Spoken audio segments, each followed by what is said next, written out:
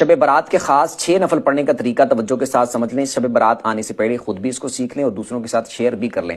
15 شعبان کی رات، شب برات کی جو رات ہوگی، جو وہ رات جب سٹارٹ ہوگی تو اس رات آپ نے مغرب کے بعد 6 نفل پڑھنے ہیں، 2 کر کے۔ پہلے 2 میں آپ نے نیت کرنی ہے کہ اے اللہ ان 2 نفلوں کی برکت سے مجھے درازی عمر بالخیر عطا فرما۔ اللہ اکبر کہہ کے نماز سٹارٹ کرنی ہے۔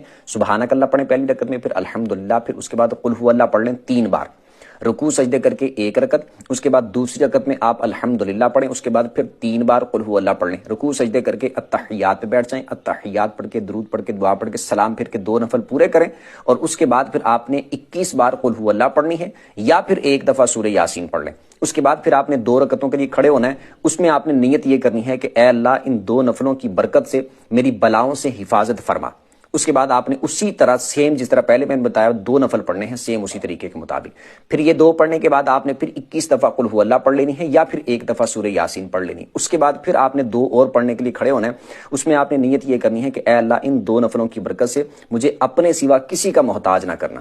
اللہ اکبر کہہ کے 2 نفلوں کو سٹارٹ کرنا ہے، سیم اسی طریقے کے مطابق آپ نے 2 نفل پڑھنے ہیں۔ یہ مکمل کرنے کے بعد پھر آپ نے التحیات پہ بیٹھ جانا ہے، مطلب کہ یہ مکمل کر لیا تو اسی حالت میں بیٹھے بیٹھے پھر آپ اس کے بعد قل هو اللہ پڑھ لیں، یا پھر 21 دفعہ قل هو اللہ، یا پھر سورہ یاسین پڑھ لیں۔ اس کے بعد اللہ کی بارگاہ میں دعا کریں، انشاءاللہ اللہ کی فضل سے